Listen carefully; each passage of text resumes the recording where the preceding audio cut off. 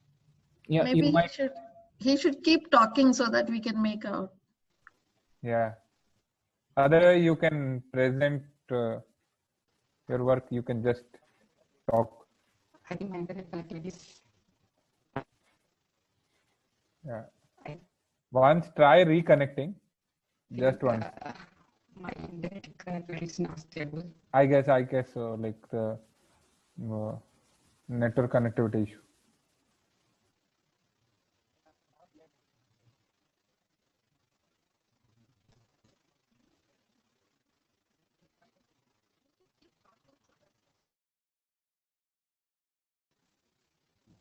Okay. Yeah, you can. Yeah, you can start, Sunil. Yeah. Okay, I'm trying. If you are able to see your like presentation, you can just read and tell us.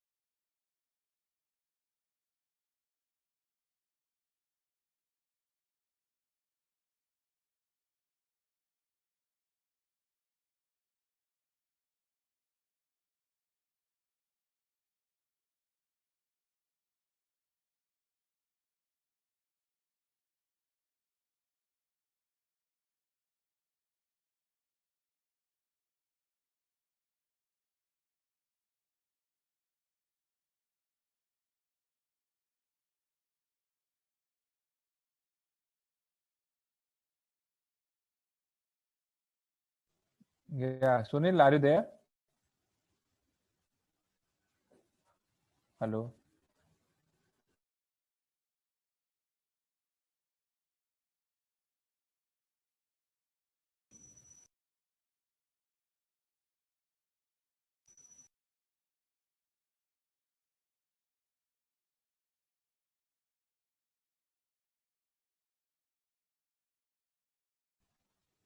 Sunil?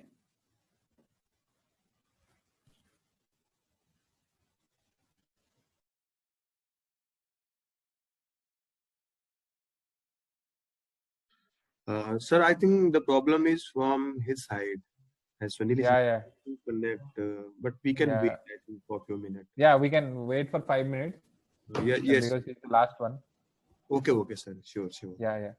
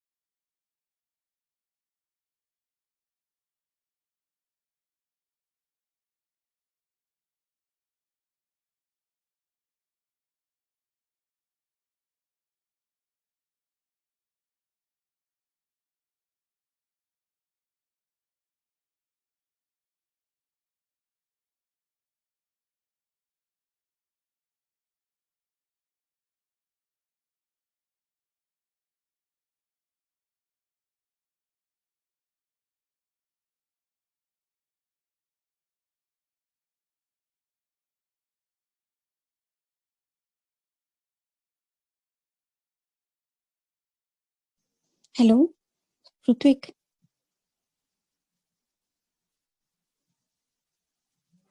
Hello. Yes. Whatever. It seems his internet connectivity gone. So I just Okay. called him from normal phone. Okay. Yeah. So I guess you won't be able to present then. Yeah. Okay. So by this we are ending the presentations. It has been a very good experience for all the members, like me, Vandan, particularly interacting with all the participants. And I want to thank all the participants from all the organizing committee. And Asif sir, do you want to tell something? Okay, so thank you very much, Bandhan and Pruthwik. Actually, we have done everything. So we defined the tasks, and after that, probably we had quite a few meetings, and we identified a set of tasks. But I think it was a good response because the time was very short. So after we get the data and we define the tasks, so we release the data, but the time between the when the task was announced, and I think it was hardly a month. So, but still we get a lot of responses for each of these shared tasks, each of these tracks particularly. And again, in next icon, other conferences, we'll extend these. And I'm sure I request all the participants to participate again. And I must thank all of you for your participation, submitting papers, coming here, presenting, share your ideas. So with that, maybe looking forward to see all of you again, maybe next icon. Okay, thank you very much. Thank you. Radhika ma'am, do you want to tell something? Yeah, I was attending from the beginning. It was really a wonderful session, very nicely organized. I congratulate all the participants, especially some of them have been like recurring names like Hema and others.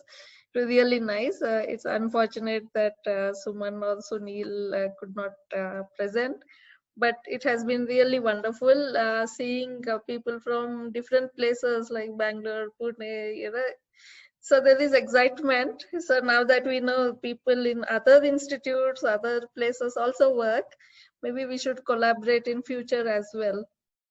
With that, I also want to thank Pruthwik and Vandan for doing a wonderful job. And of course, I take the opportunity to thank Asif. I really congratulate you. This is the last session for conducting a very wonderful ICON 2020. Thank you. Thank you. It was really wonderful. Yeah. Thank you very much. Very memorable ICON this year. Yeah. Yes, yes. Thank you, everybody. Yeah. So if any participant want to share something with us, they can.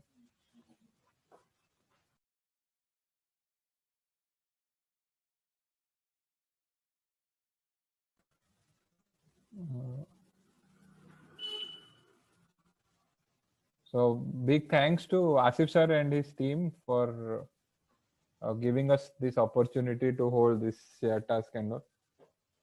Thank you, sir. Okay, thank you very much. Thank you all. Thank you. So, sir, can I disconnect now, sir? Close the session. I think it is done. Thank you. Okay.